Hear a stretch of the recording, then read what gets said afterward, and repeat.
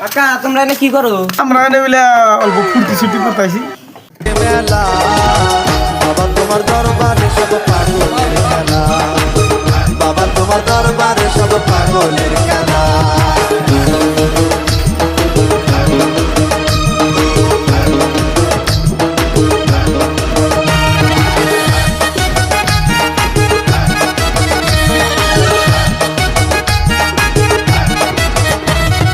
বছর শেষে চৈত্র মাসে তখন বাবার রোষ আসে, বছর শেষে চৈত্র মাসে তখন বাবার রোষ আসে।